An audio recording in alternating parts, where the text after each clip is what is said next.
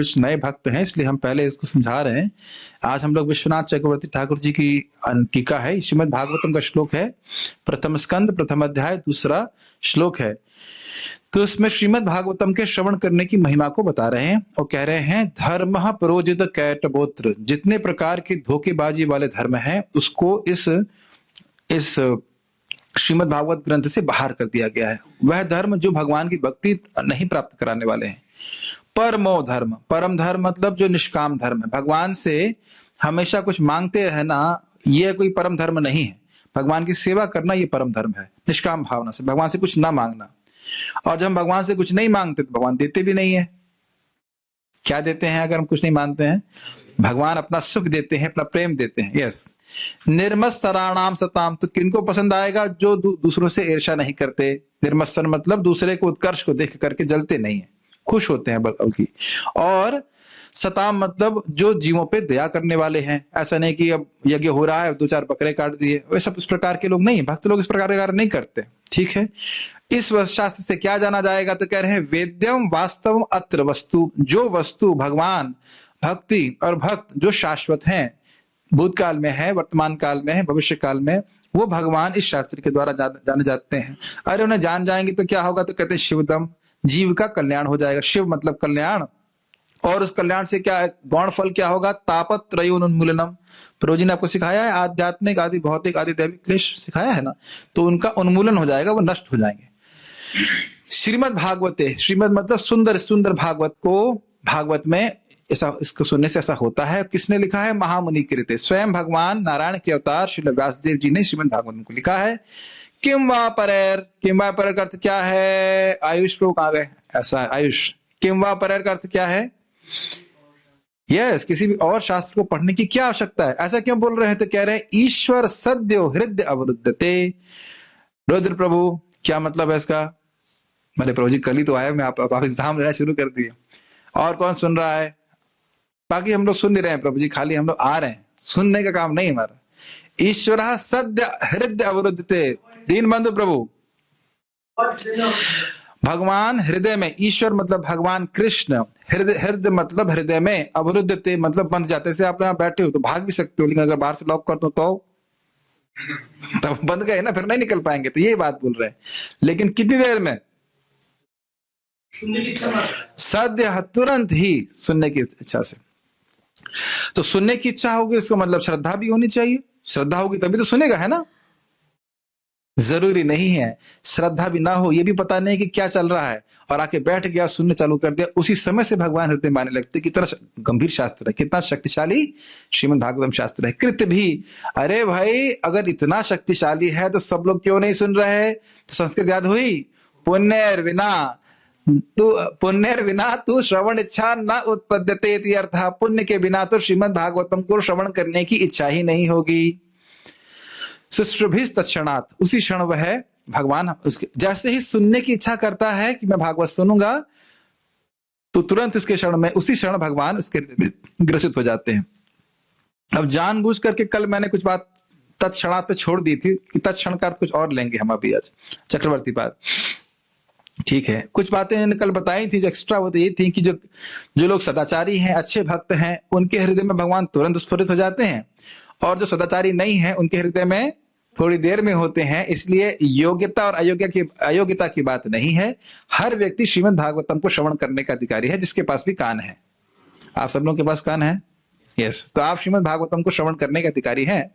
और जैसे ही अकस्मात, पता नहीं प्रभु जी क्या बोले थे, आपको बोले थे कि भागवत क्लास होगी, हाँ तो ठीक है। अगर नहीं भी बोले होते, कहते चलो मैं घुमाने ले जा रहा हूँ, और आप आके बैठ जाते सुनने के लिए, तो भी भगवान हृदय में ग्रसित हो जाते हैं। ये सब हम अपने मन से नहीं बोल रहे हैं, आचार्यगण समझाएं इसमें। ठीक है, नहीं समझ में आए तो भी इतना शक्तिशाली है।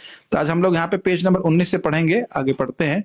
बात यहाँ पे हुई थी कि भगवान कृष्ण केवल प्रेम के बंधन से बंधते हैं और कोई साधन से बंधते नहीं है। और क्योंकि श्रीमद् भागवतम के श्रवण करने से प्रेम उत्पन्न होने लगता है, इसलिए भगवान हृदय में बंध जाते हैं। उसके बाद बात हुई थी कि जो भावुक हैं, जो भगवान के प्रेम से भरे हैं, उनको तीसरा श्लोक भागवत कहता है पीय भागवतम, यानी योग्य व्यक्ति हैं। और उसके बाद बोले संसारी नाम करुणा, यहाँ जो संसारी है भोग में लगा हुआ है उन पे भी करुणा करके श्रीमद् भागवतम बोली गई है। तो नहीं, योग्य और अयोग्य दोनों प्रकार के व्यक्ति भगवान को श्रवण, भगवान की भागवतम को श्रवण करने के अधिकारी हैं, ये बात बोल रहे हैं। उसके बाद बोला गया था कि अरे ऐसा कैसे कह सकते हो, इतना बड़ा शक्ति है। तो हम लोग श्लोक गाए थे मधुरम मधुरम वाला कि भगवान कृष्ण का जो नाम है वह सारे वेदों का फल है, चिन्मय फल है, और किसी भी तरह से भगवान का नाम उच्चारण किया जाए, चाहे श्रद्धा से चाहे अश्रद्धा से, वह व्यक्ति को तुरंत ही मुक्त कर देता है।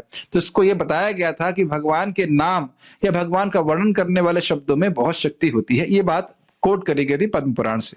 साथ साथ बोला गया था कि 5 साधन बहुत प्रबल हैं: नामोच्चारण, हरे कृष्ण मंत्र का जप, भक्तों का संग, भागवत श्रवण, धामवास और अर्चा विग्रह की सेवा। आप लोगों को ये 5 मिल रहे हैं कि नहीं मिल रहे हैं? आप लोग सब मतलब मथुरा से ही हैं या बाहर से इधर आए? तो बहुत अच्छी बात है, फिर तो अच्छा है। धामवास तो मिल ही रहा है आप लोग को। उसके बाद आपको प्रभु जी भागवतम वगैरह तो प्रवचन करते ही होंगे, हरे कृष्ण मंत्र जब आप कर ही रहे हो, भक्तों का संग मिल ही रहा है, प्रसाद भी खाने को मिल रहा है, और उसके अलावा और कैसा था, अर्चा वगैरह की सेवा, मंगलारती वगैरह करते ही होंगे। तो इस प्रकार से 5 साधन जिसके द्वारा भगवान का प्रेम, अगर थोड़ा सा भी संबंध हो उससे और अगर अपराध ना करे तो भगवान का प्रेम उसको प्राप्त हो जाएगा। तो इसलिए ये बोल रहे हैं कि ये 5 महाअंग हैं। इसको प्रभुपाद जी सामने साधना भक्ति में बता रहे हैं। साधना भक्ति का सर्वश्रेष्ठ ये 5 अंग कहे जाते हैं। इसका अनुशीलन जरूर करना चाहिए। उसके बाद हम लोग आ गए यहाँ पे, यहां से शुरू कर रहे हैं, पेज नंबर 19 पे देखिए, तत्क्षणात्। देखिए तत्क्षण समझते हिंदी में अर्थ, उसी क्षण। यस, तत् मतलब उसी और क्षण मतलब समय। अब यहां पे तत्क्षण का दूसरा अर्थ ले रहे हैं। ओम तत्सत में तत् किसको इंगित करता है? ओम किसको इंगित करता है? भगवान को। तत् किसको इंगित करता है? और सत किसको इंगित करता है? भगवान को। आपने पढ़ा था ना भगवत गीता में 17वें अध्याय में। तो ओम तत्सत भगवान को इंगित करता है। तो अब तत्क्षणात् में तत् का अर्थ क्या ले रहूंगा मैं? भगवान। और क्षण का एक और अर्थ होता है फेस्टिवल। मैंने इसको संस्कृत डिक्शनरी में चेक भी किया कल। महाराज आचार्य तो सही बोल ही रहे हैं, लेकिन मुझे भी बड़ा आश्चर्य, क्षण तो हम कभी सुने हैं कि क्षण का मतलब होता है समय, एक पल, लेकिन क्षण का अर्थ फेस्टिवल होता है ये तो हमने सुना नहीं। लेकिन संस्कृत में एक ही शब्द के बहुत सारे अर्थ होते हैं। जैसे घृणा का अर्थ क्या समझते हैं आप लोग इंग्लिश में? कौन बोला? घृणा मतलब प्रेम। प्रेम कृष्ण इसलिए बोल रहे हैं ऐसे, तो आपका नाम घृणा कृष्ण कर दें? घृण का अर्थ क्या होता है? जेलेसी बोलते हैं। लेकिन प्रेम कृष्ण से ही कह रहे हैं, ये कोई पंडित हैं जानते हैं कि घृणा का अर्थ प्रेम भी होता है संस्कृत में। समझ रहे हैं, संस्कृत में एक ही शब्द के बहुत सारे अर्थ होते हैं। तो यहाँ पे क्षण का अर्थ हम जो पहले ले रहे थे क्या था? तत्क्षण, उसी क्षण भगवान हृदय में आ जाते हैं। अब ये दूसरा अर्थ ले रहे हैं, कह रहे हैं तत्क्षण मतलब, तत् मतलब भगवान और क्षण मतलब उनका उत्सव। जब भक्त सब लोग साथ में आकर के श्रीमद् भागवतम का श्रवण करते हैं तो ये उनका फेस्टिवल होता है। किसका? उसी का। किसका? उसी परमपिता परमात्मा परमेश्वर का, मतलब भगवान कृष्ण का वह उत्सव होता है। तो जैसे हम लोग उत्सव में जाने के लिए उत्साहित होते हैं, उत्सव का यही प्रयोजन होता है। समझते हैं इन शब्दों का अर्थ? उसी तरह कृष्ण बड़े उत्साहित होते हैं, बड़े प्रसन्न हो जाते हैं जब भक्त लोग आकर के श्रीमद् भागवतम का श्रवण करते हैं, तो हम इसको पढ़ते हैं। बहुत अच्छा अर्थ मुझे लगा था, इसीलिए कल मैं रोक दिया था इस बात को। आज डिस्कस करेंगे। तत्क्षणात् का अर्थ यह भी हो सकता है कि तत् यानी कृष्ण के उत्सव या आनंद क्षणात् के कारण वह भक्त के हृदय में ग्रस्त हो जाते हैं, क्योंकि भक्त के प्रेम से भरे हृदय में ग्रस्त होकर भगवान कृष्ण परम आनंदित होते हैं। कई बार आप लोग देखेंगे कुछ लोग अपने घर में ही रहना चाहते हैं। क्यों रहना चाहते हैं? क्योंकि घर में सुख मिल रहा है। तुम्हारे हृदय सदा गोविंद विश्राम, ये वैष्णवों का एक गुणगान किया जाता है कि भगवान तो आपके हृदय में विश्राम करते हैं, बहुत सुख अनुभव करते हैं आपके हृदय में रह करके। क्यों रहते हैं? क्योंकि इस प्रकार से, क्योंकि भगवान के भक्त के हृदय में भगवान के प्रति प्रेम होता है। तो यह कह रहे हैं कि भागवतम श्रवण करने से, श्रवण इच्छा से भी, क्योंकि हृदय में प्रेम होता है तो भगवान को बड़ा आनंद होता है उस हृदय में रहने के लिए। इसलिए कह रहे हैं तत्क्षणात्। भगवान के लिए एक फेस्टिवल है, उत्सव है, इसलिए तुरंत ग्रसित हो जाते हैं हृदय में, वहां से जाना नहीं चाहते। इसका अर्थ है कि भगवान कृष्ण बहुत प्रसन्न होते हैं और प्रेम से भर जाते हैं जब भक्त भागवतम को सुनते हैं। ऐसा फल और किसी शास्त्र को सुनने से या और किसी साधन से प्राप्त नहीं होता। किंवा परेर। जब इतना बड़ा फायदा हो गया कि भगवान आपके हृदय में आ गए, तो अब क्या दिक्कत है? इस संबंध में एक बहुत सुंदर बात याद आ रही है, आप सब जानते ही हैं, शायद भारतीय होने के नाते पता ही होगा कि भगवान कृष्ण जब जेल में जन्म लिए थे, प्रकट हुए थे, तो उसके बाद वह अपने पिता के साथ वहां चले गए थे, ब्रज में आ गए थे।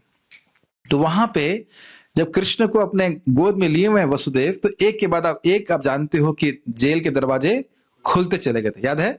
सबको पता होगा, किस तरह लिखा होगा। तो वहां पे हरिशौरी जी एक आचार्य हुए, वो कहते हैं कि जिसने अपने हृदय में भगवान को रख लिया, उसके सारे बंधन खुल जाएंगे। उसमें कौन से आश्चर्य की बात? पेड़ जो पैर की कह सकते हैं जंजीर थी, वह खुल गई, दरवाजे खुल गए, और सारी जितनी कठिनाइयां थी सब खुल गई, क्योंकि कृष्ण को अपने कलेजे से लगाए हुए थे। तो यहाँ पे इसी से हमको भी सीखना पड़ेगा, सीखना चाहिए कि श्रीमद् भागवतम के श्रवण के द्वारा हृदय में भगवान आएंगे तो सारी कठिनाई सब चली जाएगी। यह कठिनाई होगी भी तो कठिनाई लगेगी नहीं, ये भी इंपॉर्टेंट बात है। लेकिन कृष्ण अगर हृदय में नहीं रहेंगे तो बहुत कठिनाई आएंगी। इसको भगवान गीता में क्या बोल रहे हैं? मत चित्तः सर्व दुर्गाणी मत प्रसादात् तरिष्यसि। अगर तुम अपने चित्त को मुझ में लगाओगे तो तुम सारी कठिनाइयों से पार कर जाओगे। मेरी बातें आप समझ रहे हैं? लेकिन ये कितनी सुंदर साधन है। चित्त को भगवान में लगाना आसान है क्या? बहुत। अब हम ऐसी बात बोलने वाले हैं जो थोड़ा समझने में आपको दिमाग लगाना पड़ेगा। भगवान में हमारा मन नहीं जा सकता है, भगवान दिव्य है, लेकिन भगवान हमारे मन में आ सकते हैं क्योंकि वो दिव्य है। समझ में आ रहा है? हमारा मन भौतिक है, मन भगवान तक नहीं जा सकता है, लेकिन भगवान को तो मन में आने में कठिनाई नहीं है ना। ये इस श्लोक से सूचित हो रहा है कि नहीं? श्रीमद् भागवतम के श्रवण के इच्छा मात्र से भगवान हृदय में आने लगते हैं। प्रविष्ट कर्ण रंध्रेणा स्वानाम भाव सरोरुहम धुनोति शमलम कृष्णा सलिलस्य यथा शरत। कृष्ण कथा श्रीमद् भागवतम के शब्द हरे कृष्ण मंत्र के रूप में भगवान कानों के द्वारा प्रवेश करके हमारे हृदय में आ जाते हैं। हमारा मन नहीं जा रहा है भगवान के पास। बताइए ना, जब हम भगवान के बारे में नहीं सुने थे, कभी भी मन भगवान में जाता था? कभी नहीं जाता था। लेकिन मन में भगवान आ रहे हैं कि नहीं आ रहे श्रवण के द्वारा? ये बात बोली जा रही है। तो वो इसीलिए कह रहे हैं कि ऐसा कौन सा और शास्त्र है, किसी भी पुराण को उठा लीजिए जिसमें लिखा हो कि इसको सुनने की इच्छा मात्र से भगवान आ जाते हैं। रिसर्च ओपन है और रिसर्च की जरूरत भी नहीं है, क्योंकि व्यासदेव जो सारे शास्त्र लिखे हैं वो खुद ही बोल रहे हैं कि ना, और कोई शास्त्र पढ़ने की जरूरत नहीं। लोगों को भले इसमें डाउट लगेगा, लेकिन स्वयं ही सारे शास्त्र के रचयिता वेदव्यास जी कह रहे हैं कि ना, और कोई शास्त्र पढ़ने की जरूरत नहीं, भागवतम का ही अध्ययन कीजिए। शास्त्र को सुनने के महान फल को बताने के बाद यह श्लोक शास्त्रकर्ता की महानता को बताता है। शास्त्रकर्ता मतलब जिसने शास्त्र रचना करी है। महामुनि शब्द इंगित करता है कि भगवान स्वयं ही ऋषि बने और इस कृति का आयोजन किया। कृति मतलब इस शास्त्र का, क्योंकि ऐसा शास्त्र में वर्णन है। यह भागवत सबसे पहले सूक्ष्म रूप में भगवान के द्वारा 4 श्लोकों में प्रकट करी गई। इससे पहले कि मैं आगे जाऊं, बता रहा हूं इस बात को। देखिए, एक बात तो आप जानते हैं कि भगवान के लिए कुछ भी असंभव नहीं है, इतना बात स्वीकार करते हैं। तो अगर कोई व्यक्ति संदेह करे, शंका करे कि अरे श्रीमद् भागवतम को सुनने की इच्छा मात्र से भगवान हृदय में आ जाते हैं, ये ऐसा कैसे हो सकता है? ऐसा इसलिए हो सकता है क्योंकि भगवान ने इसकी रचना करी। तो अब दूसरा प्रश्न खड़ा हो जाएगा कि भगवान ने रचना करी ही क्यों? क्योंकि वो चाहते हैं कि आपके और मेरे हृदय में वो ग्रसित हो जाए। ऐसा क्यों चाहते हैं? क्योंकि इससे उनको सुख मिलता है। जीव और भगवान के बीच में भक्ति का शाश्वत संबंध है, और जब भक्ति जागृत होती है जीव की, तो न सिर्फ जीव को, हमको, जीवात्मा को, जानते हैं क्या आत्मा है? इतना पढ़ा दिए ना? हाँ, ठीक है। तो हम आत्मा जो है, आत्मा को भी सुख मिलता है और भगवान को भी बहुत सुख मिलता है। ये बातें समझते हैं? तो इसलिए भगवान चाहते हैं कि हमें प्रेम प्राप्त हो, चाहते हैं कि हमें प्रेम मिले। अब हमें चाहना है और उसके अनुसार साधन हमको करना है। तो इसलिए भगवान ने ऐसी व्यवस्था करी है, श्रीमद् भागवतम का श्रवण मतलब व्यवस्था करी, जिसको जैसे जैसे ब्रह्मा जी को भगवान ने स्वयं बोला था। उसको मैं बताऊंगा भी कैसे। जब सृष्टि की होती है तो सबसे पहले ब्रह्मा जी की उत्पत्ति होती है। कहां से होती है? सब लोग मुंह ताक रहे हो, कुछ पता नहीं है? हाँ। किससे? ब्रह्मा जी कौन? ब्रह्मा जी नहीं पता है। हाँ, तो ब्रह्मा जी की सृष्टि कौन करता है? भगवान कौन? हाँ, भगवान विष्णु। तो भगवान विष्णु की नाभि कमल से उत्पन्न होते ब्रह्मा जी, पता है। उसके बाद वो सोचते हैं अरे ये क्या, उनको नहीं पता रहता है कि वह विष्णु भगवान से प्रकट हुए हैं, ध्यान देना होगा। तो फिर वह बहुत प्रयास करते हैं और उनको समझ में नहीं आता, तो फिर वह दो शब्द सुनते हैं, भोग। अरे मैं प्रवचन कर रहा हूं कि आप प्रवचन कर रहे हैं? कौन जानता है? आज का बच्चा हमें सिखा रहा है। भगवान ने कहा बेटा भोग करो, यही बताया था? नहीं, अपने बच्चे को पहला किड जोन जो ने शुरू किया, उनका किड हुआ, बच्चा हुआ, तो किड जोन में बताया तप करो, तपस्या। ये परमहंसों का धन है। सुबह जैसे आप लोग उठ रहे होंगे, जब कर रहे होंगे, सब तपस्या है। और फिर भगवान ने उनको हृदय में ज्ञान दिया, और फिर आगे जाकर के जब तपस्या पूर्ण हुई तो भगवान साक्षात सामने आए, और फिर भगवान ने उनको 4 श्लोकों में श्रीमद् भागवतम को संक्षेप में बताया। उसी को चतुश्लोकी श्रीमद् भागवतम कहा जाता है। उसी का विस्तार फिर वही वो ज्ञान जब उन्हें नारद जी को दिए तो नारद जी ने विस्तार किया, नारद जी ने फिर व्यासदेव जी को किया, उसको और विस्तार किया। जैसे रुई होती है ना, रुई एकदम छोटी होती है, मतलब कंप्रेस्ड होती है, उसको धुनते हैं तो धुन करके वो और फूली फूली हो जाती है। तो उसी प्रकार से जो मूल 4 श्लोक हैं उन्हीं का विस्तार श्रीमद् भागवतम के रूप में हमारे सामने है। ठीक है, इसको यहां बताया जाएगा। इसको मेरे पीछे गाने का प्रयास कीजिएगा। ये जैसे अभी हमने श्लोक गाया था उसी तरह से इसको गाएंगे, मेरे पीछे गाइएगा। कस्मय, पीछे नहीं समझते, मेरे पश्चात गाइएगा, आप समझ आ गया? कस्मै येन विभासितो यमतुलो ज्ञाना प्रदीपः पुरा।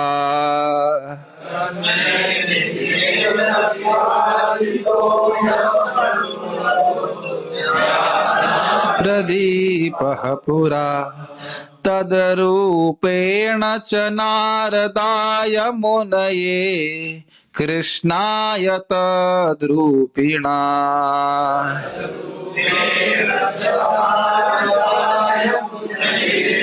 कृष्णाय तद्रूपिणा। थोड़ा सा ट्विस्ट करेंगे ना गाते समय तो और अच्छा लगेगा। कृष्णाय तद्रूपिणा, ऐसे गाएंगे तो अच्छा लगेगा। योगेन्द्राय तदात्मनाथ भगवन् राताय कारुण्यत। मनाथ भगवन् राताय कारुण्यत। तच्छुद्धं विमलं विशोकममृतं सत्यं परं धीमहि।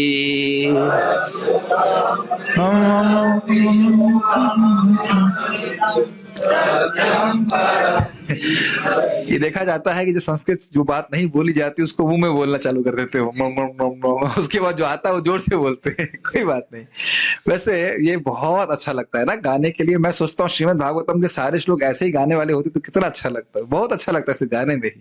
लेकिन आप देख रहे हैं ना, पहले श्लोक को गाना सीखा, फिर दूसरे श्लोक को सीख सकते हैं, इसी तरह से कई बार आएगा। और आप चैतन्य चरितामृत में बहुत सारे श्लोक देखेंगे जो इस तरह से गाए जाते हैं, गाने से बहुत अच्छा रहता है। इसका अनुवाद पढ़ते हैं। मैं उन शुद्ध तथा निष्कलुष परब्रह्म का ध्यान करता हूं जो दुख तथा मृत्यु से रहित हैं और जिन्होंने प्रारंभ में इस ज्ञान के अतुलनीय दीपक को ब्रह्मा से प्रकट किया। तत्पश्चात ब्रह्मा ने इसे नारद मुनि से कहा, जिन्होंने इसे कृष्ण द्वैपायन व्यास से कह सुनाया। श्रील व्यास ने इस भागवत को मुनियों में सर्वोपरि सुखदेव गोस्वामी को बतलाया, जिन्होंने कृपा करके इससे परीक्षित महाराज परीक्षित से कहा। ये बात समझ में आ गई क्या कहना चाहते हैं?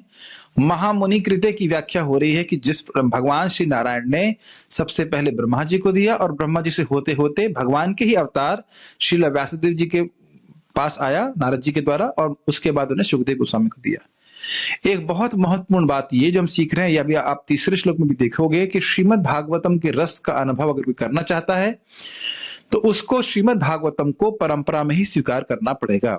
और अपने मन से अगर सोचेगा कि श्रीमद् भागवतम के रस आस्वादन कर सकूं तो संभव बिल्कुल नहीं, वो एकदम स्पष्ट हो जाएगा। तो जैसे यहाँ पे देख रहे हैं, विश्वास करके श्रद्धा करके व्यक्ति को स्वीकार करना होगा कि जो बात भगवान नारायण ने बोली थी वही हमको श्रवण करने को प्राप्त हो रहा है, मिल रहा है। ठीक है, आप लोग भगवद गीता पढ़े हैं? पढ़ते हैं, ठीक है। और हमारे डिवोटीज भी पढ़ते ही होंगे। जब बोलते हैं श्री भगवान उवाचा, तब क्या लगता है? भगवान ने कहा। लेकिन पूरी श्रीमद् भगवद गीता कौन बोल रहा है? संजय बोल रहे हैं। और आप लोग के मन में कभी कोई संदेह नहीं आता कि संजय बोल रहे हैं कि भगवान बोल रहे हैं? एकदम स्पष्ट है कि नहीं? तो ये दिखाता है कि परंपरा में जब हम ज्ञान प्राप्त करते हैं तो उससे कोई फर्क नहीं पड़ता है कि कौन बोल रहा है, जब तक वह परंपरा की बात बोल रहा है। नहीं समझ में आई बात? और ये बहुत बड़ी बात है। जो लाभ हमको भगवान से ज्ञान प्राप्त करने के द्वारा होता, वही लाभ हमको एक ऐसे किसी भी व्यक्ति से प्राप्त होगा अगर वह परंपरा में कनेक्टेड है। और वो परंपरा ये नहीं कि हमारे गुरुजी ने शुरू कर दी ना, वो भगवान कृष्ण से ही शुरू होनी चाहिए।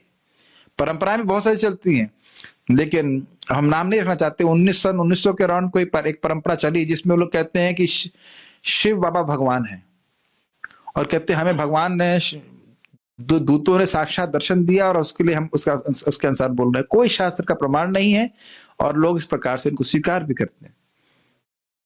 ये बहुत हमारी किसी व्यक्ति विशेष से कोई दोहरा भाव नहीं है, लेकिन झूठ इस प्रकार से चलता है तो बहुत दुख लगता है।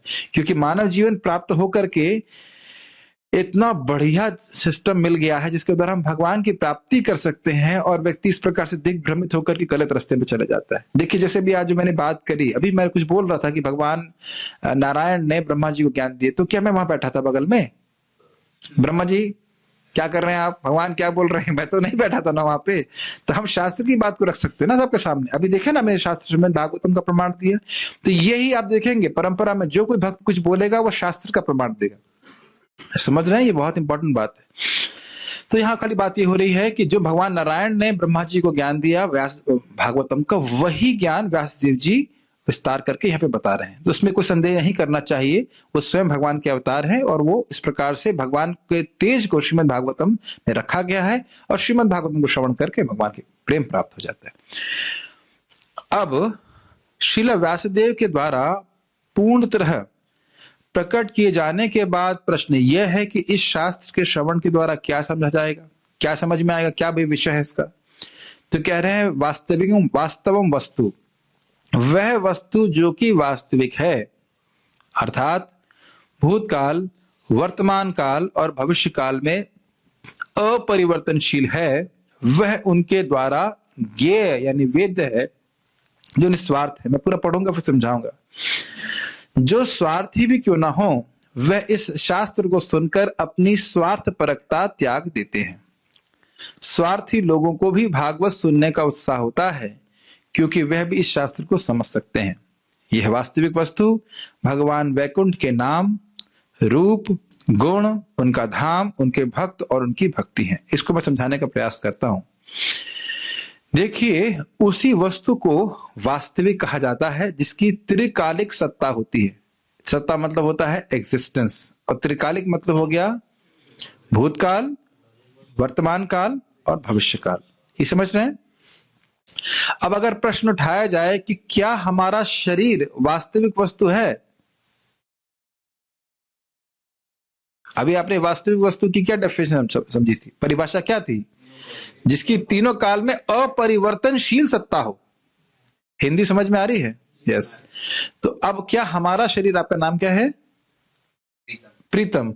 क्या आपका और मेरा शरीर भूतकाल, वर्तमान काल, भविष्य काल में अपरिवर्तनशील है? समझ में आया? तो यानी कि ये हमारा शरीर जो है यह वास्तविक वस्तु नहीं। ऐसा नहीं कि ये है नहीं, लेकिन वास्तविक वस्तु नहीं। Make sense? अब आप भूतकाल, वर्तमान काल या भविष्य काल में प्रीतम परिवर्तित होते हो? कितने लोग उसका समर्थन में हैं, प्रीतम प्रभु के समर्थन में हैं कि हम लोग भूतकाल या वर्तमान काल या भविष्य काल में परिवर्तित हो जाते हैं? विजय प्रभु, माता जी आप समर्थन कर रही हैं, मैं आपका लड़का हूं, आप मेरी माँ हैं, क्यों मानती हैं आप? अब देखिए, अभी माता जी बोल रहे हैं कि हम लोग परिवर्तनशील हैं। अब साइंस के हिसाब से 7 साल में हमारा शरीर पूरी तरह परिवर्तित हो जाता है। मेरी इस शरीर की उम्र हो गई 38 साल, कितनी बार चेंज हो गया शरीर? 5 बार। फिर भी माता जी कह रहे हैं वही लड़का है। तो शरीर के परिवर्तन को देखेंगे तो आप कहेंगे हाँ शरीर परिवर्तित हो रहा है, जिसको आप बेटा मान रहे हैं वो अभी भी परिवर्तित नहीं हुआ है, भले इसको आपने देखा नहीं हो। ये बातें समझ में आ रही है नहीं आ रही? नहीं आ रही तो जी, सब मैथमेटिक्स क्लास में तो पढ़ाया नहीं हमको, ये ज्योग्राफी में पढ़ाया होगा, हिस्ट्री में पढ़ाया होगा, ये सब पढ़ाते नहीं आप। कुछ समझ में आ रहा है कि नहीं आ रहा है? नहीं आ दोबारा। हाँ देखिए, साइंस के अनुसार किसी भी डॉक्टर को पूछेंगे बोलेगा हमारे शरीर का एक एक कोशिका 7 साल में पूरी तरह चेंज हो जाती है।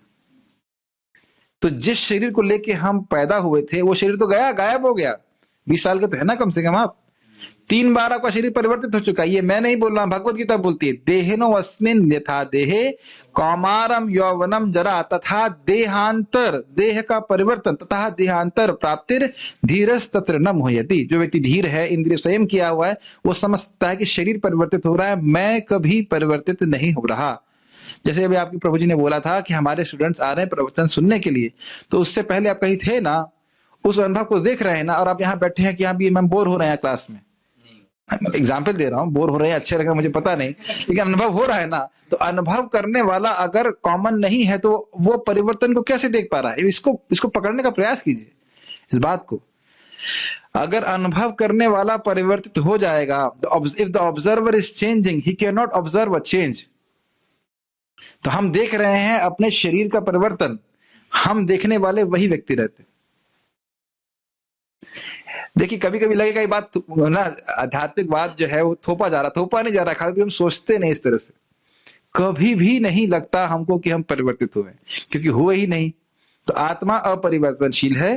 तो उसी प्रकार से अभी सरकार में नए भगवान कौन से हैं? अभी कौन से भगवान की सरकार चल रही है आजकल के समय में? हे भगवान, भगवान पूछ रहा हूं, कौन से भगवान की सरकार चल रही है वर्तमान काल में? कृष्ण। भूतकाल में कौन से भगवान की सरकार थी? भविष्य में कोई चेंज होने वाला है? नहीं, कृष्ण ही भगवान है, ऐसा नहीं। समझ में आया? यही बोल रहे हैं, भूतकाल, वर्तमान काल और भविष्य काल में कृष्ण की ही सरकार चलती है। क्या सरकार है? कृष्ण और किसी की सरकार नहीं। कोई तख्ता पलट हो जाएगा, अरे हम कृष्ण की शरण लिए, इतनी देर में देखा रे दूसरे भगवान आ गए, उन्होंने भगवान को हटा दिया। ऐसा नहीं होता है, भगवान केवल कृष्ण है। मैं मजाक में बोल रहा हूं, लेकिन बात यही है, त्रिकालिक सत्ता किसकी हो रही है? जीव भी वास्तविक वस्तु है, यानी भगवान के भक्त हैं हम लोग, आत्मा है, और भगवान भी वास्तविक वस्तु है। तो इसलिए हमने समझा कि जीव के बारे में समझेंगे, भगवान के बारे में समझेंगे, ये बात है। अभी बड़ी इंटरेस्टिंग बात कह रहे हैं कि जो लोग निस्वार्थ है, निष्काम है, वो समझेंगे इसको। तो हमारा मुंह लटक जाएगा, अरे भाई हम तो निस्वार्थ है, नहीं निष्काम है, सकाम है, हम तो निष्काम नहीं, तो कैसे समझेंगे? तो कह रहे हैं कि ना, जो इस शास्त्र को सुनेगा वह अपनी स्वार्थ परकता को त्याग देगा, भोग की वासना को त्याग देगा। इसीलिए श्रीमद् भागवतम के कई अध्याय में लिखा है कि जो अध्याय को पढ़ेगा उसको धन प्राप्त होगा। हाँ? कौन सा अध्याय प्रभु जी? कौन सा अध्याय है इसमें जिसे धन प्राप्त होगा, यश प्राप्त होगा, ये प्राप्त होगा, वो प्राप्त होगा? तो यह बहिर्मुख लोगों को, जो भोग चाहते हैं, उनको आकर्षित करने के लिए बोला गया है। लेकिन श्रीमद् भागवतम का एक अपना स्वरूप है कि नहीं, सॉरी, स्वरूप नहीं, अपना प्रभाव है कि किसी भी उद्देश्य से पढ़ेंगे व्यक्ति भगवत प्रेम को प्राप्त हो ही जाएगा। यही बात बोल रहे, थोड़ा समय लगेगा। जो भोग इच्छा से भागवत को पढ़ रहा है वो थोड़ा समय लगेगा, लेकिन श्रीमद् भागवतम का प्रभाव ही है कि उसको निस्वार्थ कर देगा। इसलिए एक बहुत अच्छा प्रश्न भक्त ने किया हमारे परम सुंदर प्रभु ने, और उसका उत्तर आज मुझे मिला, मतलब इसी टीका में आ जाएगा कि आपने कहा कि इसी श्लोक कह रहा है कि जो जितने भी धोखे देने वाले धर्म है उसको भागवत से बाहर किया गया, ठीक है। और उसमें प्रश्न ये बना था कि भाई भगवान से कुछ भोग मांगना, यह सब धर्म अर्थ काम मोक्ष जो भी कुछ है, तो ये सब चीटिंग है। तो क्या कोई व्यक्ति अगर सकाम भावना से भक्ति कर रहा है उसको कौन सा धर्म कहेंगे? तो देखिए, भक्ति शुद्ध है अपने आप में, तो अगर सकाम भावना से भी भक्ति कर रहा है तो भी चीटिंग नहीं की जा रही उसके साथ। अगर कोई कह रहा है कि तुम भगवत गीता का अध्याय पढ़ो तो स्वर्ग प्राप्ति हो जाएगी, फॉर एग्जाम्पल, तो हम लोगों ने 18वें अध्याय में क्या पढ़ा था? वो 5 श्लोक पढ़ता था व्यक्ति, उसकी वजह से स्वर्ग प्राप्ति हो गई, उसके बाद भी उसकी भक्ति नष्ट नहीं हुई। ये भी हम पढ़ लेंगे टीका में। और आगे जाकर के वो शुद्ध हो गया, फिर भगवान के धाम चला गया। तो कोई सकाम भक्त है ही नहीं। अरे इतनी बड़ी बात कैसे बोलते हैं? आचार्य पाद बता रहे विश्वनाथ चक्रवर्ती ठाकुर जी आगे जाके 5वें स्कंद में कहेंगे कि कोई सकाम भक्त है ही नहीं, भक्ति में लगा रहेगा सब निष्काम हो जाएंगे। जैसे भुने हुए चने से कितने पेड़ निकलते हैं? एक भी नहीं निकलता। तो अगर भगवान को कोई भोग की इच्छा से भी भगवान के पास आया है, चाहे गलत कारण से भी आया, लेकिन आया सही स्थान पे, भगवान उसको ठीक कर देंगे। मेरी बात समझ में आ रही है? और बहुत अधिक समय नहीं लगता है, बस वो भक्ति ठीक से करता रहे, जब करता रहे, भक्ति करता रहे, अपने आप ही उसकी भोग की इच्छा समाप्त हो जाए। ठीक है, ये बात बोल रहे हैं। तो स्वार्थी लोग भी, जैसे धन चाहिए, यश चाहिए, स्त्री चाहिए, जो कुछ भी चाहिए, अगर वह भी श्रीमद् भागवतम का श्रवण करता है तो श्रीमद् भागवतम के प्रभाव से वो निस्वार्थ हो जाता है। डज इट मेक सेंस ये बात? तो वैकुंठ, भगवान वैकुंठ के नाम, मतलब कि भगवान विष्णु के नाम शाश्वत हैं। भूतकाल में थे, वर्तमान में हैं, भविष्य में रहेंगे। भगवान का रूप इसी प्रकार से वास्तविक है, भगवान का गुण वास्तविक है। भगवान का धाम कब आया, किस समय भगवान का धाम सत्ता में आया है? वैकुंठ धाम, गोलोक धाम कब आया? आयुष अनादिकाल से। ठीक, कब तक रहेगा? और आप कहां रहना चाहते हैं? अच्छा आइडिया है ना, गोलोक चले जाए तो कोई घर परिवर्तन की जरूरत नहीं, आराम से रहेंगे मस्ती से। ये बात भी है। अच्छा, उनके भक्त और उनकी भक्ति शाश्वत है क्या? यस। इसीलिए भक्ति का आश्रय लेकर ही हम भगवान के धाम पहुंच सकते हैं, क्योंकि बाकी जो भी योग प्रक्रिया है, कर्म योग, ज्ञान योग इत्यादि इत्यादि, वह शाश्वत नहीं है। वह तभी उनकी सृष्टि होती है जब जगत की सृष्टि होती है। प्लीज बहुत ध्यानपूर्वक सुनिए, जितनी भी अन्य योग पद्धतियां हैं उनकी सृष्टि तभी होती है जब जगत की सृष्टि होती है, लेकिन भगवान की भक्ति प्रलय के पहले, सृष्टि के पहले भी रहती है, सृष्टि के समय भी है, और सृष्टि के बाद भी भक्ति रहती है। समझते हैं इस बात को? यस। ये सब बातें बड़ी गंभीर हैं और इसको आगे भी श्लोकों में आएगा, लेकिन हम थोड़ा टच करके आगे निकल रहे हैं। आज टीका पूरा करने का प्रयास करते हैं। क्योंकि इस जगत की वस्तुएं तो हैं परंतु वे शाश्वत नहीं हैं, इस कारण से वैकुंठ और भौतिक जगत दोनों ही वास्तविक हैं, लेकिन वैकुंठ वाकई वास्तविक है और भौतिक जगत नहीं। समझना इसका अर्थ? इसका अर्थ यह है कि ऐसा हम नहीं कह सकते कि वेब कैम नहीं है, ये लैपटॉप नहीं है, या मेरा शरीर नहीं है, लेकिन आप जानते हैं कि परिवर्तनशील है, तो इसकी कोई ज्यादा सत्ता है नहीं वास्तविक रूप से। ये नहीं कह सकते कि ये है ही नहीं, खाली हम सोच रहे हैं कि ये है, ऐसा नहीं है, ये है। लेकिन अगर आप शाश्वत समय से तुलना करें तो अब ये नगण्य है। नगण्य मतलब होता है इनसिग्निफिकेंट। इनसिग्निफिकेंट को क्या बोलेंगे? तुच्छ कह सकते हैं। जो गिना नहीं जा सके ऐसा नहीं बोल रहे हैं। नगण्य मतलब इनसिग्निफिकेंट, एकदम तुच्छ, बिल्कुल थोड़ा कह सकते हैं। तो कह रहे हैं भगवान का धाम ही वास्तविक है, वहां व्यक्ति को पहुंचने का प्रयास करना चाहिए। आकाश पुष्प जैसी काल्पनिक वस्तुएं अवस्तु कहलाती है। मतलब आकाश में पुष्प होते हैं? नहीं होते हैं। खरगोश के सींग की लंबाई कितनी होती है अमरनाथ प्रभु? नहीं। घोड़े कितने अंडे देता है? वैसे घोड़ा तो अंडा दे भी नहीं, घोड़ी दे सकती है अगर दे भी सके, लेकिन पूछ लिया जाए कि भाई घोड़े कितने अंडे देगा, तो क्या उत्तर है? घोड़े अंडे नहीं देता। तो ये सब वस्तुएं जो हैं सब अवास्तविक हैं, काल्पनिक वस्तुएं ऐसे। तो इनके बारे में कोई चर्चा नहीं हो रही। इसको मैंने पहले भी बताया था कि एक बार श्रील प्रभुपाद जी से कहा गया, श्रील प्रभुपाद ने कहा कि एक आध्यात्मिक गुरु को सब कुछ पता होता है। तो उनके शिष्य ने कहा कि प्रभुपाद जी, ये एम्पायर स्टेट बिल्डिंग जो अमेरिका में है, वो उसमें कितने खिड़कियां हैं? अब सब कुछ पता है गुरु जी को। तो प्रभुपाद जी ने कहा कि यह जानने से क्या फायदा होगा कि मृग मरीचिका समझते हैं, जिसमें उसमें कितना पानी है? पानी है उसमें। उसको ये प्रश्न करने से क्या फायदा कि इसमें कितना पानी है? यानी कि आध्यात्मिक गुरु को यह सब पता रहता है कि किस प्रकार से जीव मुक्त होकर भगवान के धाम जाएगा, और बाकी जगत में इंक्वायरी करने से क्या फायदा होता है। अब प्रश्न यह है कि इस शाश्वत वस्तु के बारे में, यानी भगवान के बारे में, भक्ति के बारे में, भगवान के नाम रूप गुण लीला आदि के बारे में जान करके क्या लाभ मिलेगा। नाम फिर से बताइएगा। प्रीतम, प्रीतम भगवान का नाम क्या है? श्री कृष्ण। कितना आसानी से प्रीतम ने उत्तर दिया। और किसी ब्रह्मज्ञानी को पूछेंगे तो क्या कहेगा? कुछ नाम नहीं है भगवान का, कोई नाम नहीं है, निराकार है, वो तो निर्विशेष है।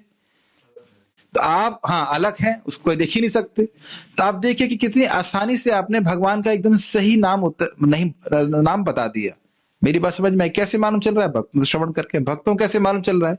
श्रीमद् भागवतम के द्वारा, भगवद गीता के द्वारा। ये जितना आपको आसान लग रहा है ना, बहुत लोगों के लिए बहुत आसान नहीं है। मैं कई बार उसको बोला हूं। कुंभ मेला में हम लोग एक दूसरे कैंप में कौतूहलवश गए कि देखें क्या हो रहा है।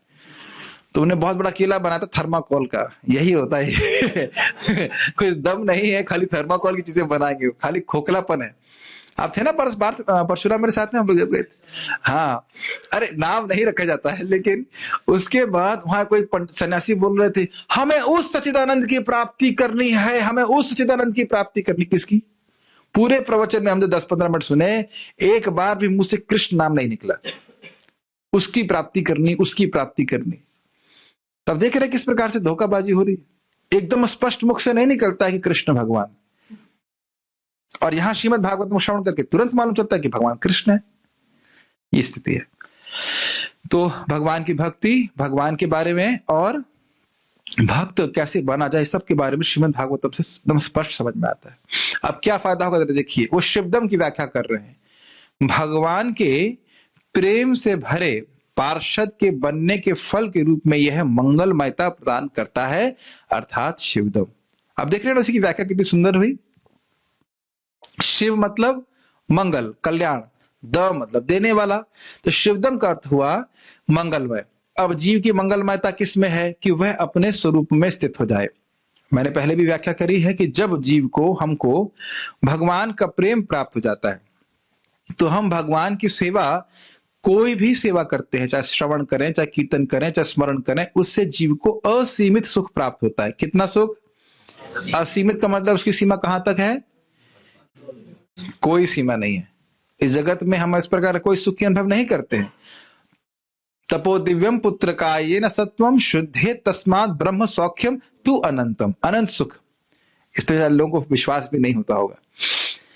तो कह रहे हैं कि श्रीमद् भागवतम के श्रवण से व्यक्ति भगवान के प्रेम को प्राप्त होगा और भगवान का पार्षद बन जाएगा।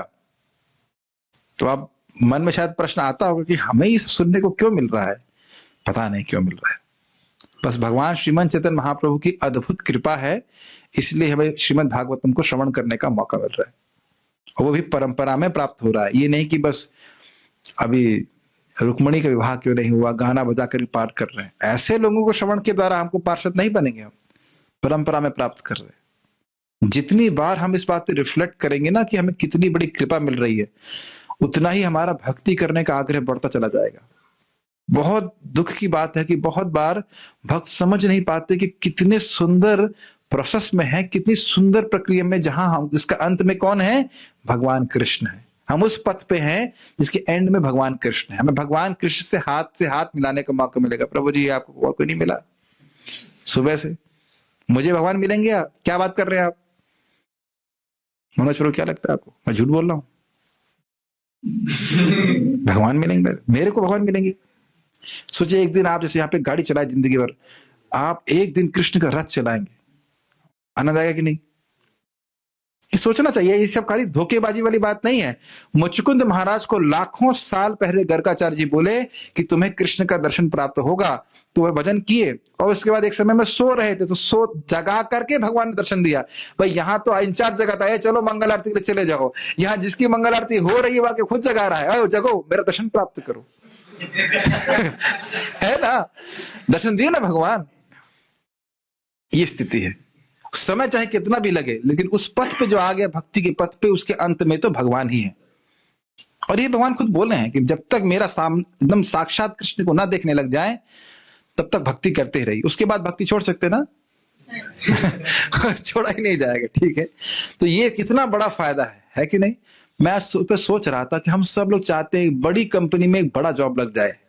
मतलब हमका मतलब जो लोग सामान्यतः जगत में है कि नहीं रुद्र प्रभु, क्या लगता है बड़ी कंपनी में बड़ा जॉब? नहीं, तो फिर आश्रम क्यों ज्वाइन कर रहे हैं? हर व्यक्ति इधर डिवोटी है, मजाक कर रहा हूँ, लेकिन सामान्यतः सोचते ना बड़ी कंपनी, बड़ा जॉब, बड़ा पर्क, बड़ा ये बड़ा ये। और भगवान से बड़ी कंपनी कौन सी है कि नहीं? इंटरनेशनल कंपनी है और आप एक बार कृष्ण की सेवा कर लें। इसलिए हर भक्त को लोभ होना चाहिए, अरे इस प्रचार में, किस कृष्ण की सेवा में मुझे भी कुछ थोड़ा बहुत तो सेवा करने का मौका मिल जाए, ताकि मुझे भी ये प्रेम रूपी सैलरी प्राप्त हो जाए। किसी भी तरफ से आप भगवान की सेवा करें। मैं फिर से रिपीट कर रहा हूं, एटीट्यूड का बात है। सेवा चाहे कोई भी करिए आप, चाहे भगवान के लिए कुकिंग करें, चाहे भगवान के बारे में श्रवण करें, चाहे बोलें, एटीट्यूड यही होना चाहिए, मुझे कुछ तो सेवा प्राप्त हो जाए इस कृष्ण की सेवा में। मैं क्यों ये बात बोल रहा हूं? महाभारत के युद्ध में, अगर आपको पता नहीं है बात, महाभारत के युद्ध में जो कोई भी मरा, हतगत स्वरूपम भागवत में आएगा, वो सब भगवान के धाम चले गए। दुर्योधन की पार्टी से भी और पांडवों की पार्टी से भी। ये भगवान की कृपा है जो हम समझ नहीं पाते हैं। श्रीमद् भागवतम के श्रवण के द्वारा समझेंगे। तो इसलिए परम कल्याण के मार्ग पे हैं हम अगर श्रीमद् भागवतम को सुनते हैं। शिवदम का अर्थ समझ में आया? भगवान के पार्षद बन जाएंगे, भगवान के प्रेम से भरे हुए पार्षद बन जाएंगे। ये नहीं कि अरे कहाँ फंस गए, अब शाश्वत रूप से कृष्ण की सेवा करनी पड़ेगी, रे ऐसा तो मटेरियल वर्ल्ड में था, ऐसा नहीं है। इस पे बहुत सुंदर बात श्रीपद रामानुजाचार्य जी कहते हैं कि भगवान के धाम वापस जाने के पहुंच जाने के बाद वापस क्यों नहीं जीव आता है? क्योंकि वापस आने का कोई कारण नहीं है। इतने सुंदर है भगवान, इतना सुख है वहां पे, क्यों वापस आऊंगा मैं? भागवत सुनने से जगत के 3 तापों से मुक्ति एक गौण फल के रूप में मिलता है। इसे कहते हैं तापत्रयोन्मूलनम। मुख्य फायदा क्या है? भगवत प्रेम। और गौण फल का मतलब होता है सेकेंडरी रिजल्ट। जैसे दूध लेते हैं 1 लीटर और उसके साथ में वो क्या मिलता है, उसे घलवा बोलते हैं, थोड़ा सा और मिल जाता है। तो थोड़ा सा और लेना मुख्य प्रयोजन नहीं है। मुख्य प्रयोजन है मतलब 1 लीटर दूध लेना, उसके साथ में गौण रूप से वो भी मिल जाता है। तो जो जगत के कष्टों की निवृत्ति है वो अपने आप हो जाती है। उससे कोई वो उसके लिए भक्तों को इतना अलग से प्रयास करने की जरूरत नहीं होती। इस शास्त्र में कौन सा कार्य करने की आज्ञा है? मान लो कोई प्रश्न करे तो कह रहे हैं यह शास्त्र धोखा देने वाले उस पथ को बड़ी प्रबलता से झाड़ू मारकर बाहर निकाल देता है जो व्यक्ति को सच्चे उद्देश्य से भ्रमित कर दे, यानी प्रवोजितः। इसका अर्थ है कि सकाम कर्म के पथ को बहिष्कृत कर दिया गया है। प्र अर्थात पूरी तरह से इंगित करता है कि मुक्ति के पथ को भी बहिष्कृत कर दिया गया है। निष्काम कर्म योग इंद्रिय और मन के निग्रह रूप अंगों के साथ ज्ञान योग को और अष्टांग योग को भी बहिष्कृत कर दिया गया है, परंतु परम धर्म अर्थात शुद्ध भक्ति को करना है। मतलब कोई कहे भाई अब कर्म कांड करोगे स्वर्ग मिल जाएगा, ये इस जगत में तुम बहुत कुछ कार्य करो, बड़ी नौकरी मिल जाएगी, अमेरिका चले जाओगे। मेन बात है कि जीव सुखी होना चाहता है और उसको ये प्रॉमिस किया जाता है कि आप ये कार्य कर लें, इसके द्वारा आप सुखी हो जाएंगे। यही हो रहा है सुबह से शाम तक? नहीं।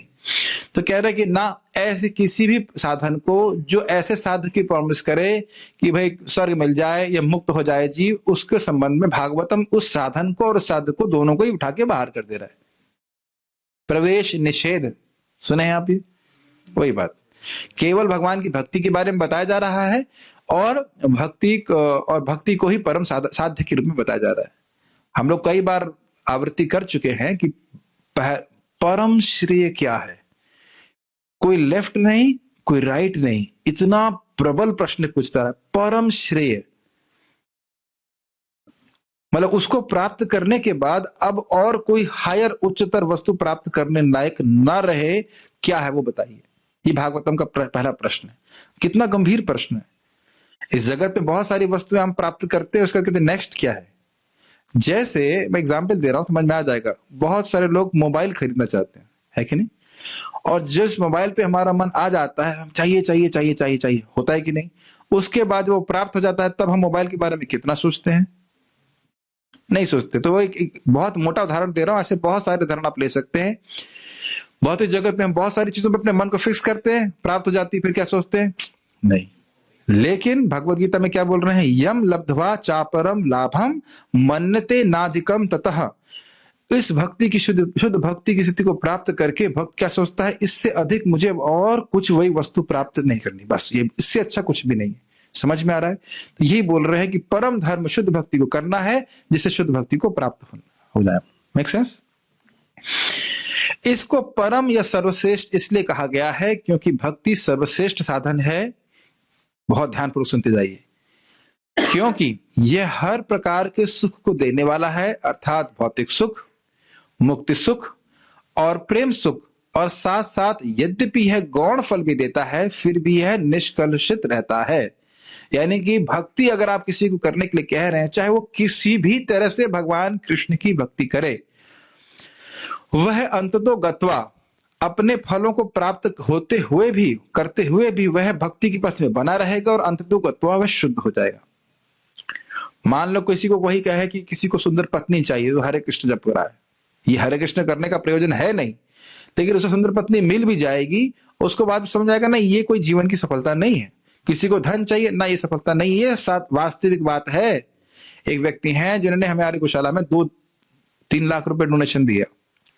तो एक समय वो काफी पैसे वाले थे, तो वो मुझे खुद बता रहे थे कि इस्कॉन हैदराबाद में मदन मोहन जी, तो मदन मोहन जी के सामने गए और कहा मेरा पैसा मुझे दे दीजिए, मुझे पैसा मेरे दे दीजिए। बोला इंटेंशनली, मतलब बेचारा गरीब था, बिल्कुल कहता मैं रोड पे आ गया था, हाँ मेरे को पैसा दे दीजिए, मेरा पैसा मेरे को वापस कर दीजिए। तो भगवान इतना दिए इतना दिए इतना दिए कि मतलब, और ज्यादा बिना मेहनत भी नहीं करनी पड़ती है।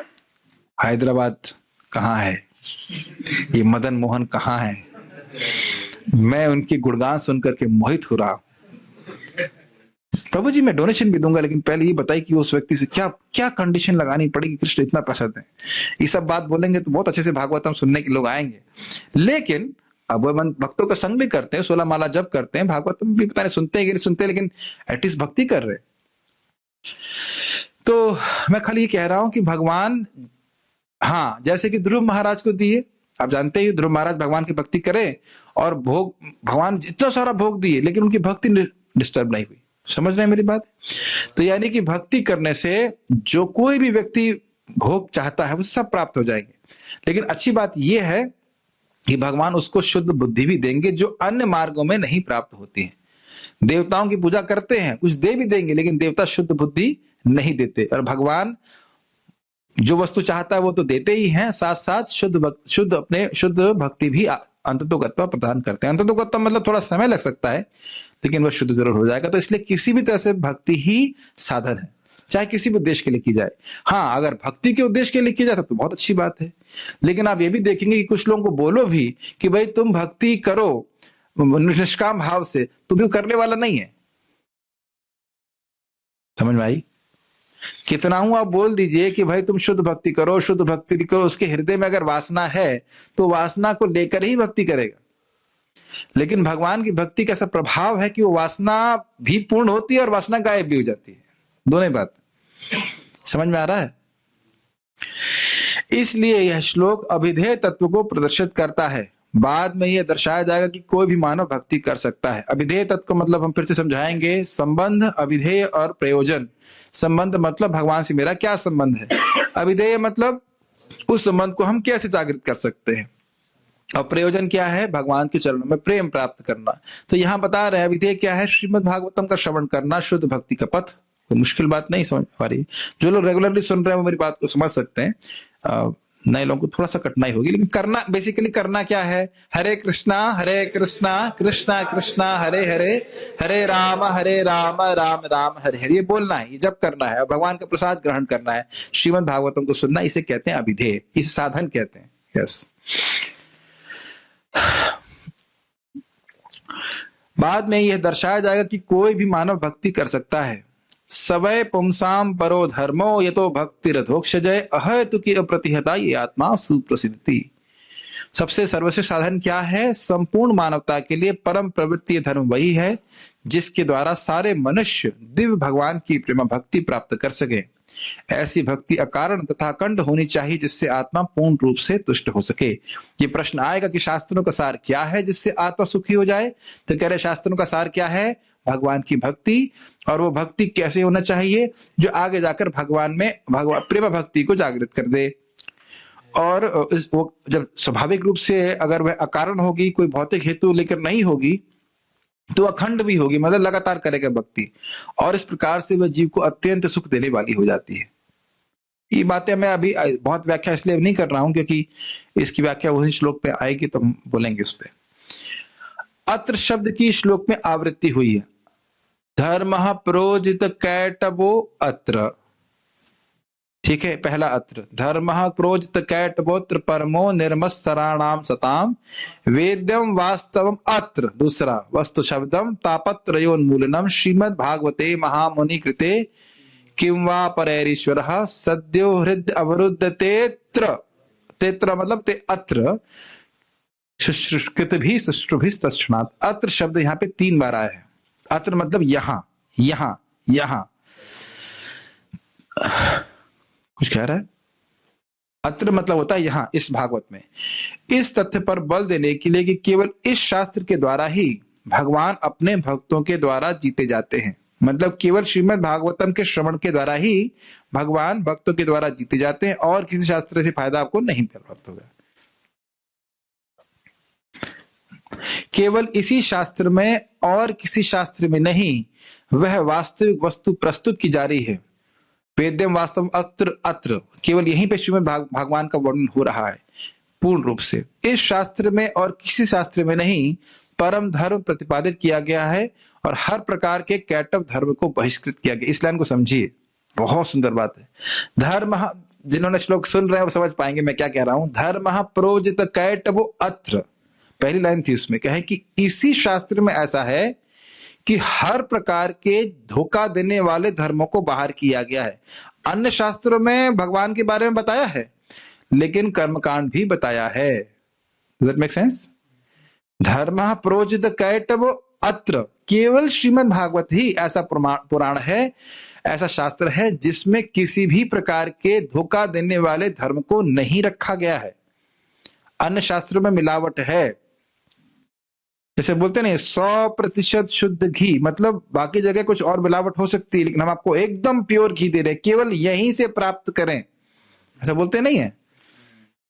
आप समझ में आ रहा है? खाने पीने की बातें समझ में आ जाती हैं, भागवत वाले समझ नहीं आ रहा होता कि नहीं। यही यही मिलता है, शुद्ध शुद्ध घी यहीं से लीजिए, ठीक है। इसी प्रकार से हर प्रकार के अन्य योगों को भी केवल इसी शास्त्र में बहिष्कृत किया गया है। यानी कि अन्य शास्त्रों में कुछ अन्य योगों के लिए, कर्म योग, ज्ञान योग के लिए स्थान है, लेकिन श्रीमद् भागवतम में उनके लिए कोई स्थान नहीं है।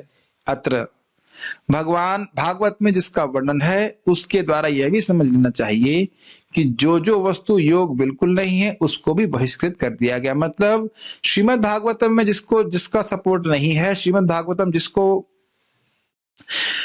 ऑथराइज नहीं करती, सत्यापित नहीं करती, वह कोई भी योग पद्धति जीव का कल्याण करने वाली, परम कल्याण करने वाली नहीं है। योग पद्धति कोई भी थोड़ी बहुत कल्याण कर सकती है, लेकिन परम कल्याण करने वाली नहीं। तो श्रीमद् भागवतम क्या कहती है?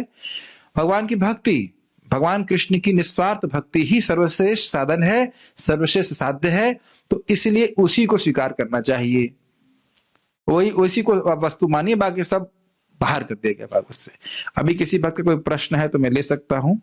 आज हम लोगों ने चक्रवर्ती पाद की टीका को लिया है, कल से हम लोग तीसरे श्लोक को हम लेंगे, वो प्रयोजन तत्व का वर्णन करेगा। संबंध तत्व का वर्णन हुआ था प्रथम श्लोक में, अभिधेय का दूसरे श्लोक में, और प्रयोजन का हम तीसरे श्लोक में सुनेंगे।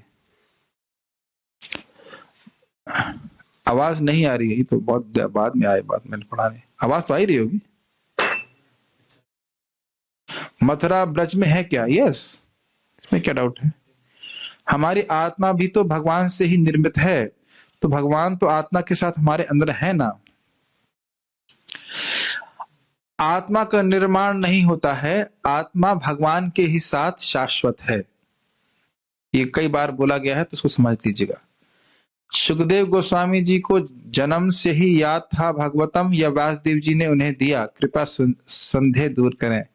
देखिए, हम लोगों ने एक अर्थ में पढ़ा था कि सुखदेव गोस्वामी बचपन से ही तत्वज्ञ थे, ठीक है, और वह श्रीमती राधा रानी के शाश्वत रूप से तोते हैं, तो उसमें कोई संदेह नहीं करना चाहिए। लेकिन श्रीमद् भागवतम के वर्णन के अनुसार भी हम सुनते हैं कि व्यासदेव जी ने सुखदेव गोस्वामी को श्रीमद् भागवतम अध्यापयामास, अध्यापन कराया। तो उसमें कोई दोनों ही बातें, बहुत जगह आप देखेंगे दोनों ही बातें सत्य होती हैं। स्पिरिचुअल वर्ल्ड में ऐसा नहीं कि ये सत्य है तो वो सत्य नहीं है, और वो सत्य है तो ये सत्य नहीं है, वो दोनों ही बातें हैं। In simple only body goes to changes not the soul. Yes, शरीर में परिवर्तन है, आत्मा में नहीं होता।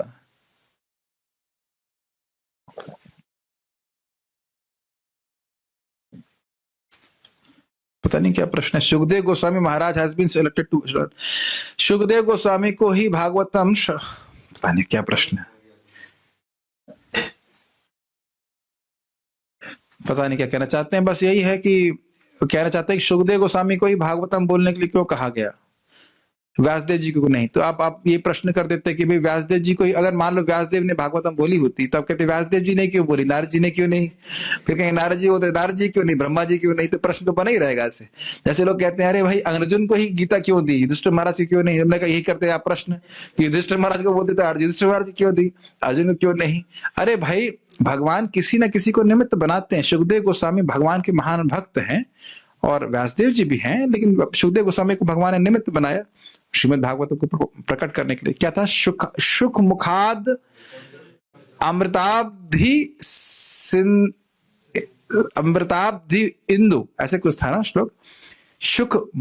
सुखदेव के मुख से निकलने वाले शब्दों के अमृत रूपी सिंधु के इंदु हैं भगवान, इस प्रकार से बताया गया।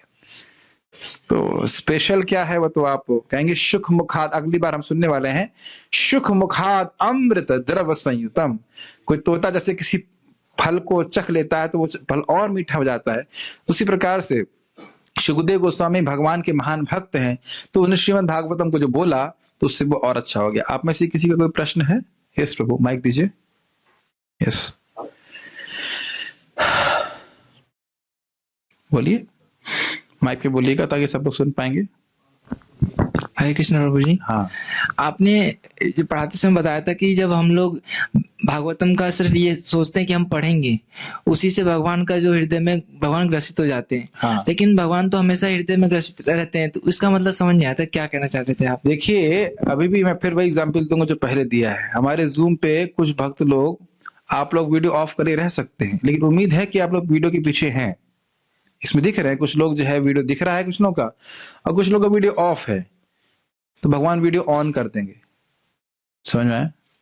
प्रेमांजन छुरित भक्ति विलोचनेना संतः सदैव हृदयेषु विलोकयन्ति यमशाम सुंदरम अचिंत गुण स्वरूपम गोविंदम आदि पुरुषम तमहम भजामि।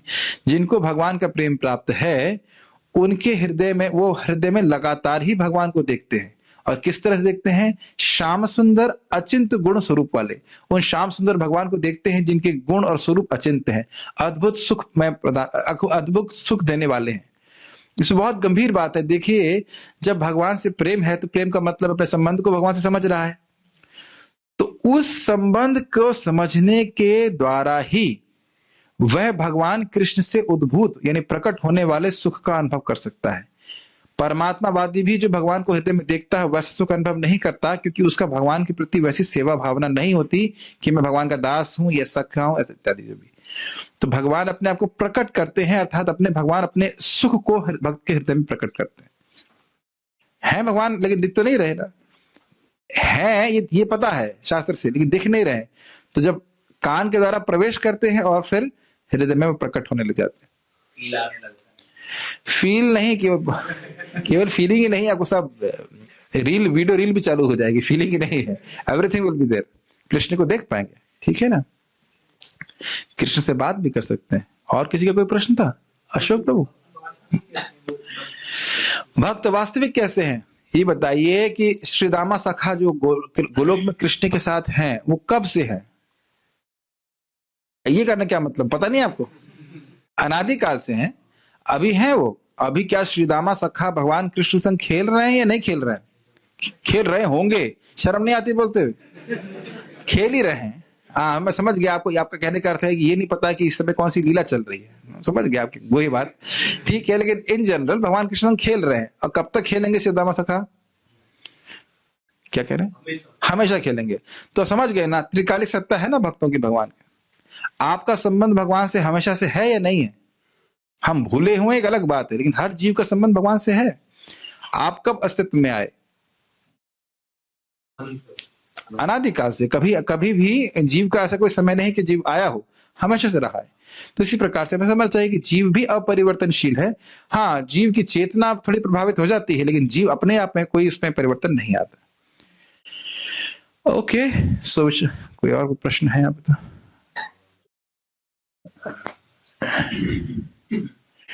पूछ रहे हैं कि पीबीटी ट्रेनिंग क्या होता है? आध्यात्मिक ज्ञान कहाँ से प्राप्त हुआ? मैं ब्रह्मा जी से ज्ञान लेके आया। अरे भाई, भक्तों से सुन रहे हैं, आचार्य भक्तों से सुन रहे हैं, सुनते सुनते भगवान के नाम जप करते हुए, श्रवण करते हुए भक्त सुनते समझ में आने लगती बात, इसमें क्या मुश्किल है? प्रश्न ये है, अच्छा अभी इंग्लिश प्रश्न था, उसको हिंदी में बोल रहे हैं कि सॉरी, हिंदी वाले को इंग्लिश में बोल रहे हैं। Why Sukhdev Goswami has been selected is given in detail by his guru Radha Govind Maharaj, please do listen प्रश्न। अच्छा, उत्तर दे रहे हैं, ठीक है। तो ये देखिए सिंपल बात है, शिव जी का एक वक्तव्य है, अहम वेति कैसे श्लोक है वो? अहम वेति शुको वेति, हाँ, अहम वेति शुको वेति, व्यास वेति न वेति वा। उसके बाद है श्रीधरम सकलम वेति नरसिंह प्रसादये। मैं जानता हूं, शिव जी कह रहे मैं भागवत जानता हूं, और सुखदेव भी जानते हैं, व्यासदेव जानते हैं नहीं जानते पता नहीं, लेकिन श्रीधर स्वामी सब कुछ जानते हैं, ऐसे करके वो शिव जी की उक्ति है। तो बेन बात है, भक्त्या तु भागवता ग्रहया न तो मेधया न टीकया। भगवान का भक्त ही भागवत के रस को समझ सकता है।